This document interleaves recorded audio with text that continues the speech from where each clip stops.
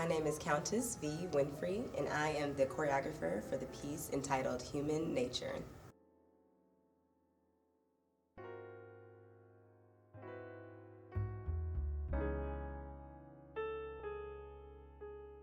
Originally, this piece was supposed to premiere in 2021, but as we all know, we had the pandemic, and so that got shifted to 2022, thankfully so.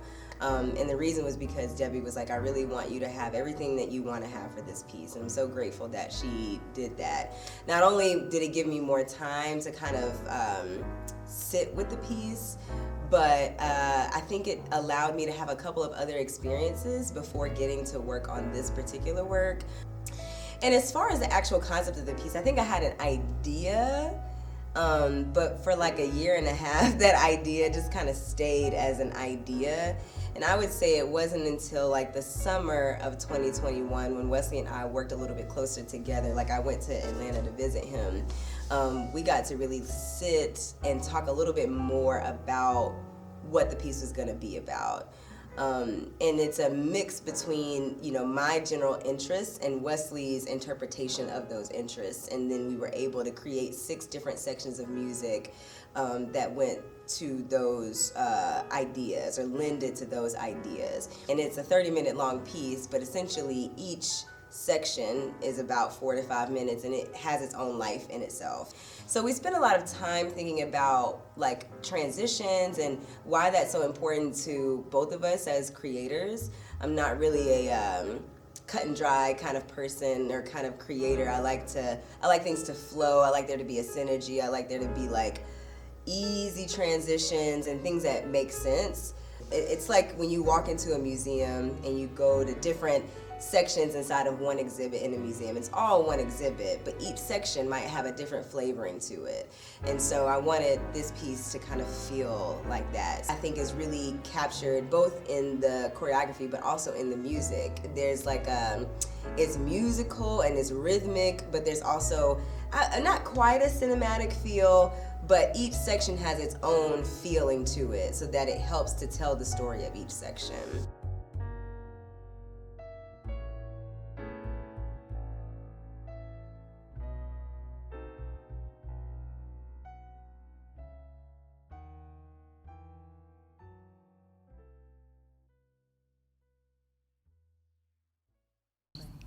Using dust as the conduit for human conception, revealing the intention for humanity. In the garden, grainy and elusive dust being used as the essence of human ingenuity, formed from the dirt and returned to it. Sown into the fabric of the earth, tiny seeds of inception, of hope, of faith, each buried into Earth's sacred womb for uninterrupted growth. Sprouting roots disrupt the terrain to fasten you. Majestic branches and detailed leaves, sturdied in native soil, you expand toward heaven as you mature. Him being the vine, you being the branches.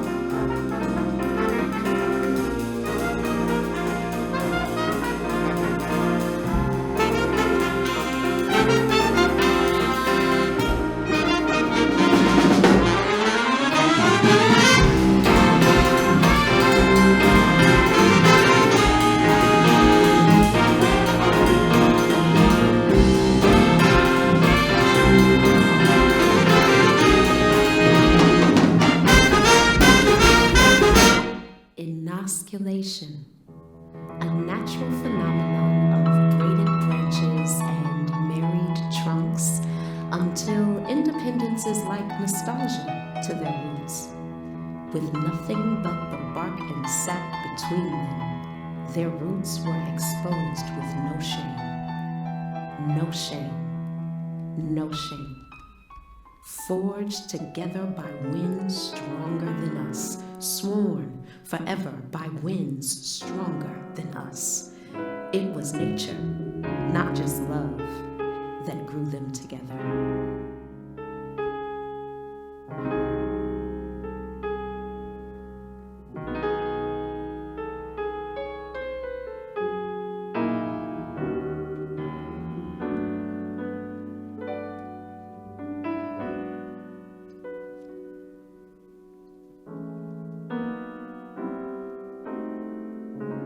Wind thrown by this strange fruit, the unfinished war on the inside of you turned once rich soil into sinking sand, an illustration of the rise and fall of man, your roots and branches.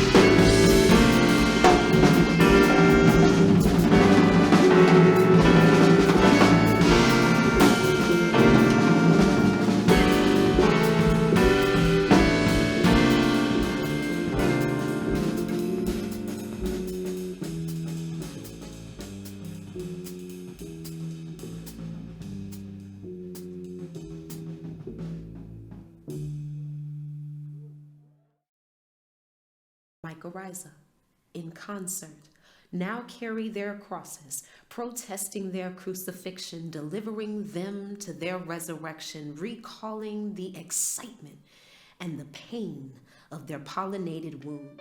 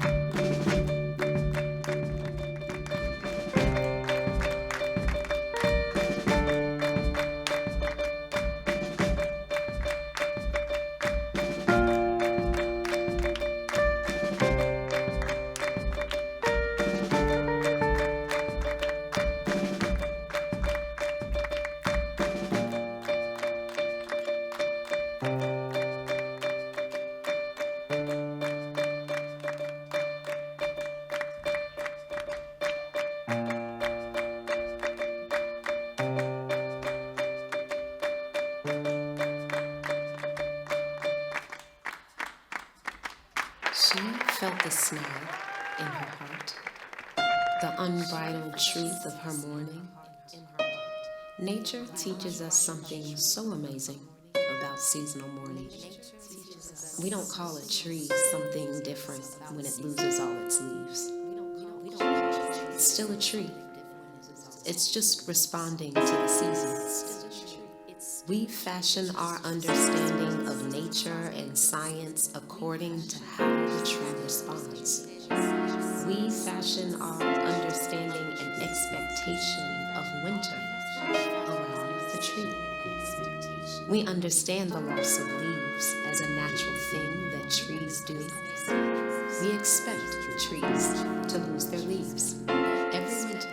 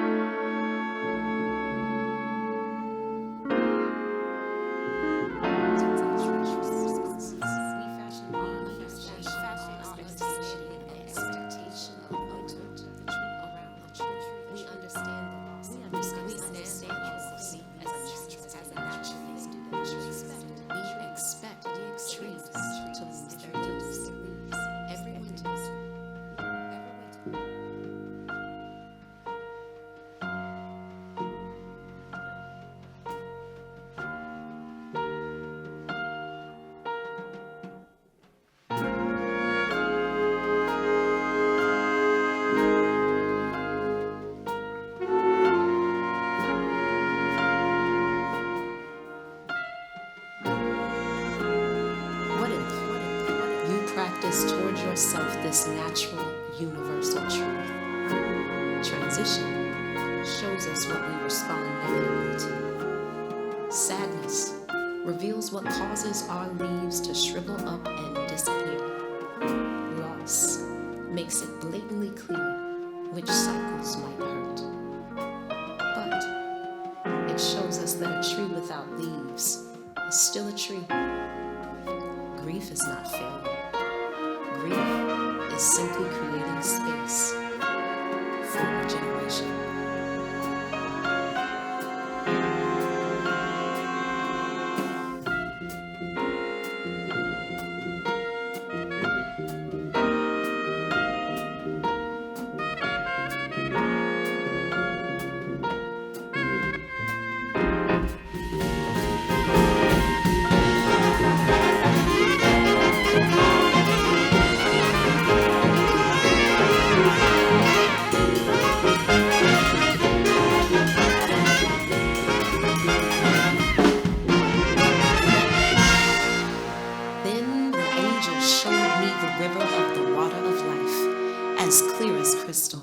Flowing from the throne of God and of the Lamb down the middle of the great street of the city.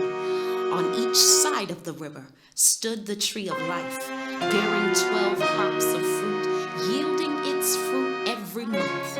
And the leaves of the tree are for the healing of the nations. No longer will there be any curse. The throne of God and of the Lamb will be in the city, and his servants will serve him. They will see his face, and his name will be on their foreheads. There will be no more night. They will not need the light of a lamp or the light of the sun, for the Lord God will give them light, and they will reign forever.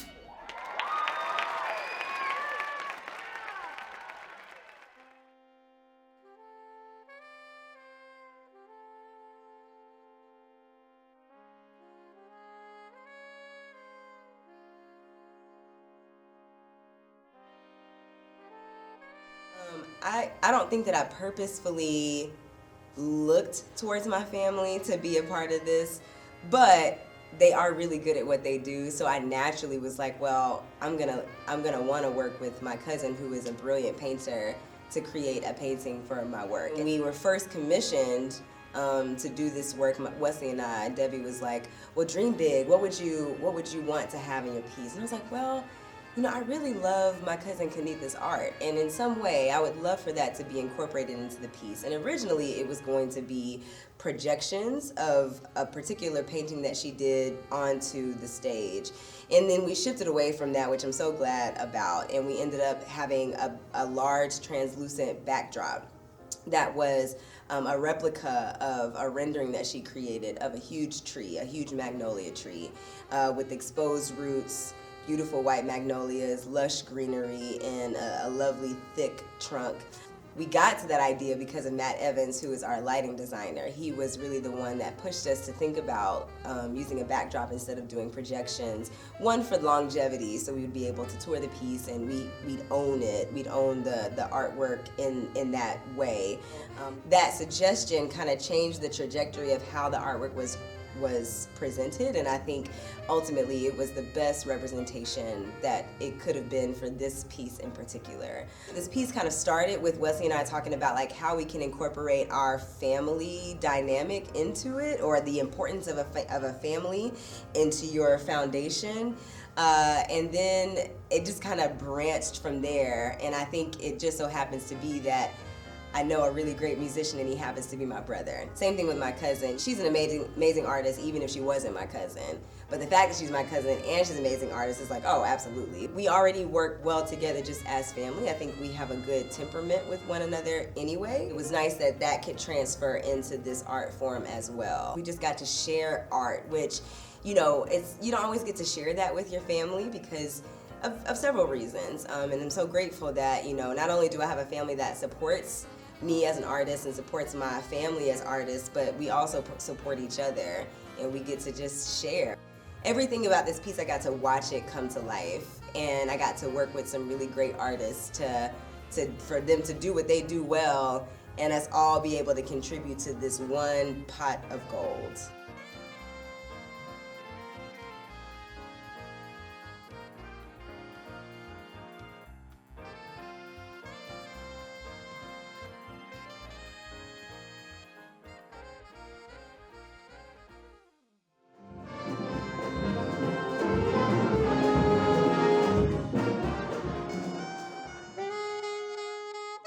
My name is Winfrey. I'm a saxophone player and composer, and I will be doing a composition for Inside Out with my sister Countess, and the name of the piece is called Human Nature.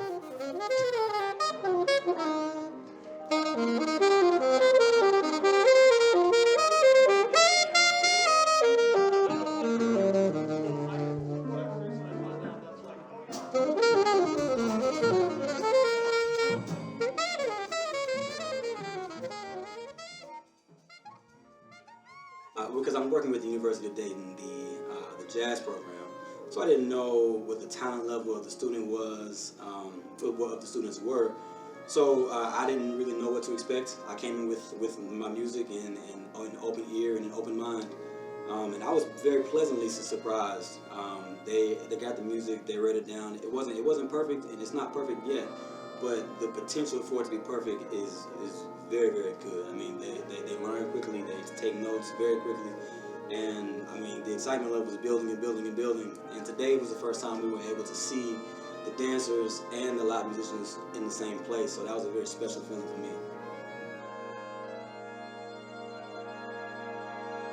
Okay, here we go.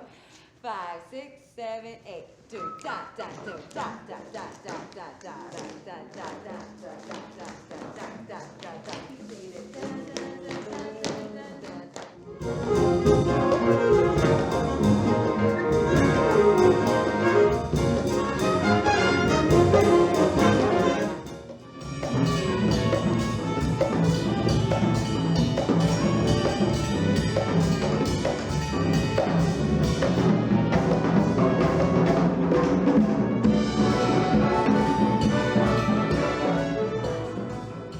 This is my first time working with an ensemble of this size. I've done some small group settings.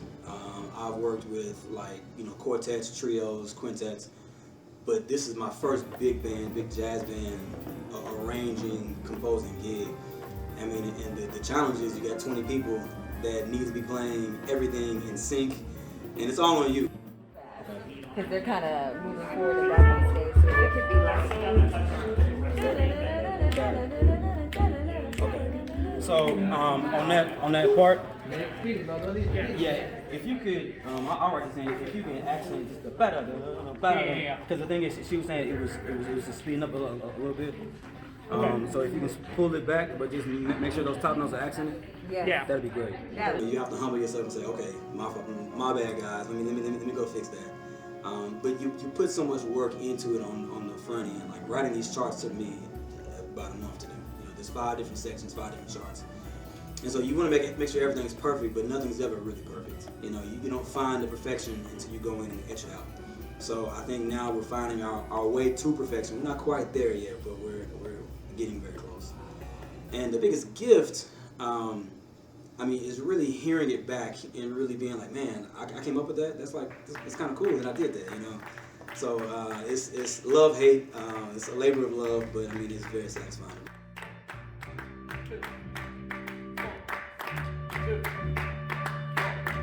I felt like it was getting slow in places and getting faster in places.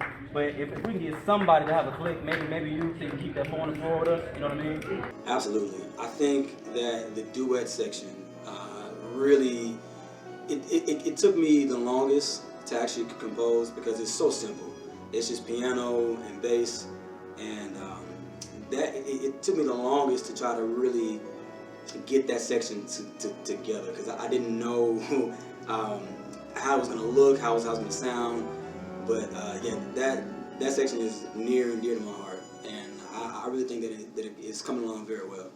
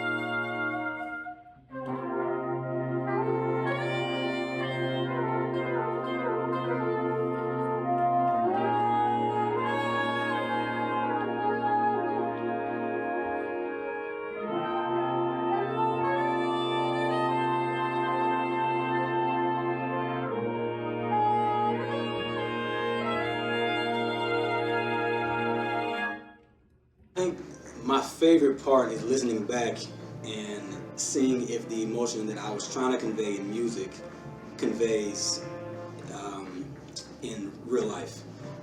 Because each of these sections of this piece is supposed to convey a different type of emotion. And the first time I heard, actually today was really the first time that I got excited. The first time I got goosebumps, seeing the movement and hearing back what I composed, and I'm like, oh, that is the emotion that I was going for. So it was a very very satisfying feeling. Mm.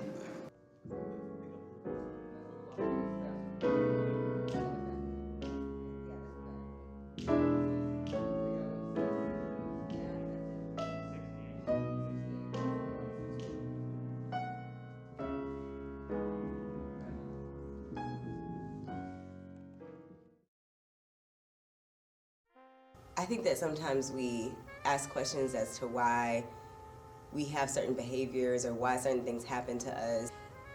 There are all these things that we experience, and it's just a part of our human nature. It's part of the things that we're made of. It's part of our human condition. And in the piece, I wanted to create this kind of juxtaposition between humans and humanity and nature, and the things that happen naturally in Mother Nature and the things that happen naturally inside of our human condition. Each section talks about different things that we experience in life or that we can experience in life, and or maybe we know someone that has experienced this in life, and I think I just wanted people to leave with this sense of it's all gonna be okay. By the time we get to the last section, it's very jubilant and lively and bright. The ending dialogue is from Revelations, and it talks about how one day we won't have to deal with these things. One day there will be no more death, no more illness, no more sickness, no more murders. The idea of knowing that we can hope for something better, but also being okay with knowing that there are things that exist in life that we are gonna have to deal with. But there's always hope to reach forward. It's really an honor to be able to have someone believe in my voice and then be able to have the resources to be able to really dive into that voice and produce this work. And I think it was all, I gave it all I got, you know? Yeah, I mean, I think in one word, I think I'm just humbled that I got the opportunity to present a work like this, and I hope that, you know, I continue to get more opportunities to create more works on any stage, proscenium stage, black box, site specific, anywhere. I'm down for it.